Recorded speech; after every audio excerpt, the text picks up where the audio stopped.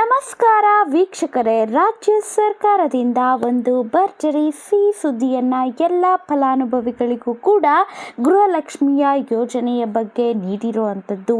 ಇನ್ನು ಮುಂದೆ ಗೃಹಲಕ್ಷ್ಮಿ ಹಣ ಅನ್ನುವಂಥದ್ದು 2,000 ರೂಪಾಯಿ ಬರೋದಿಲ್ಲ, 4,000 ರೂಪಾಯಿ ಬರುತ್ತೆ ಅಂತ ಗುಡ್ ನ್ಯೂಸನ್ನು ಕೊಟ್ಟಿರುವಂಥದ್ದು.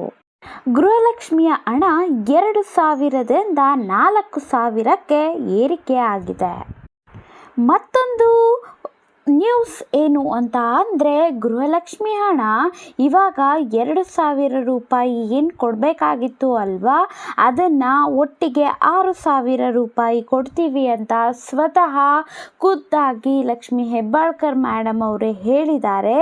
ಅದು ಕೂಡ 6,000 ರೂಪಾಯಿ ಕೊಡ್ತಾರೆ ಅಂದರೆ ಯಾವಾಗ ಕೊಡ್ತಾರೆ ಅದ್ರ ಬಗ್ಗೆ ಕೂಡ ನಾನು ನಿಮಗೆ ತಿಳಿಸ್ಕೊಡ್ತೇನೆ. ಅದಕ್ಕಿಂತ ಮುಂಚೆ ನೀವೇನಾದರೂ ನಮ್ಮ ಚಾನಲ್ಗೆ ಹೊಸಬ್ರಾಗಿದ್ದೀರಾ, ಇನ್ನೂ ಕೂಡ ಸಬ್ಸ್ಕ್ರೈಬ್ ಮಾಡ್ಕೊಂಡಿಲ್ಲ ಅಂತಂದರೆ ದಯವಿಟ್ಟು ಸ್ನೇಹಿತರೆ ಸಬ್ಸ್ಕ್ರೈಬ್ ಮಾಡಿಕೊಂಡು ನಮಗೂ ಕೂಡ ಸಪೋರ್ಟ್ ಮಾಡಿ, ಒಂದು ಲೈಕ್ ಮಾಡಿ. ಹೌದು ಸ್ನೇಹಿತರೆ, ಗೃಹಲಕ್ಷ್ಮಿಯ ಹಣ ಅನ್ನುವಂಥದ್ದು 4,000ಕ್ಕೆ ಏರಿಕೆ ಆಗಿದೆ ಅಂತ ರಾಜ್ಯ ಸರ್ಕಾರದಿಂದ ಪ್ರತಿಯೊಬ್ಬರಿಗೂ ಕೂಡ ಗುಡ್ ನ್ಯೂಸ್ ಸಿಕ್ಕಿದೆ. ನೋಡಿ ಸ್ನೇಹಿತರೆ, ಪ್ರತಿ ತಿಂಗಳು ಕೂಡ 2,000 ಹಣ ಅನ್ನುವಂಥದ್ದು ನಿಮ್ಮ ಖಾತೆಗೆ ಬಂದು ಜಮಾ ಆಗ್ತಿತ್ತು. ಆದರೆ ಮುಂದೆ 4,000 ಜಮಾ ಆಗುತ್ತೆ. ಕಾಂಗ್ರೆಸ್ನ ಶಾಸಕರು ಒಬ್ಬರು ಗೃಹಲಕ್ಷ್ಮಿಯ ಹಣವನ್ನು 2,000ದಿಂದ 4,000ಕ್ಕೆ ಏರಿಕೆ ಮಾಡ್ತೀವಿ ಅಂತ ಹೇಳಿದ್ದಾರೆ. ಹಾಗಾದರೆ ಈ 4,000 ಹಣ ನಿಮ್ಮ ಬ್ಯಾಂಕ್ ಖಾತೆಗೆ ಯಾವಾಗ ಬರುತ್ತೆ ಅಂತ ನೀವು ಕೇಳಬಹುದು.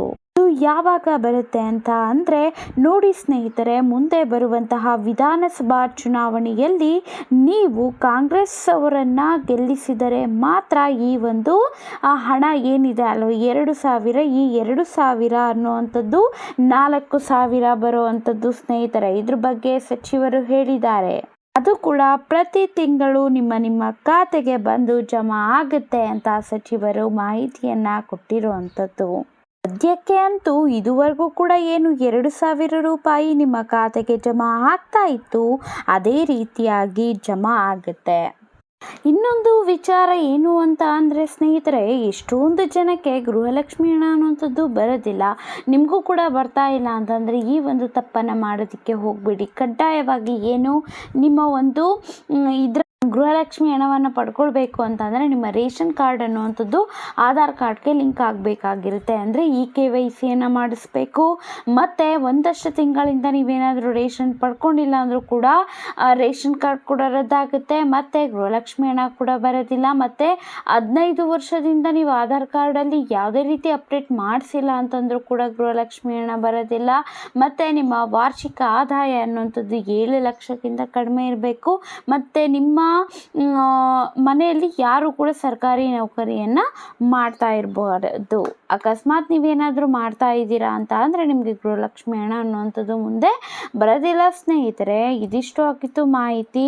ಮತ್ತು ಮೇ ತಿಂಗಳಲ್ಲಿನೇ 6,000 ರೂಪಾಯಿ ಬರುತ್ತೆ ಅಂತ ಲಕ್ಷ್ಮಿ ಹೆಬ್ಬಾಳ್ಕರ್ ಮೇಡಮ್ ಅವರು ಕೂಡ ತಿಳಿಸಿರೋ ಅಂಥದ್ದು. ಸೊ ಕಾದು ನೋಡಬೇಕಾಗಿದೆ. ಮಾಹಿತಿ ಇಷ್ಟ ಆಗಿತ್ತು ಅಂದರೆ ದಯವಿಟ್ಟು ಒಂದು ಲೈಕ್ ಮಾಡಿ, ಸಬ್ಸ್ಕ್ರೈಬ್ ಮಾಡ್ಕೊಳ್ಳಿ ಸ್ನೇಹಿತರೆ.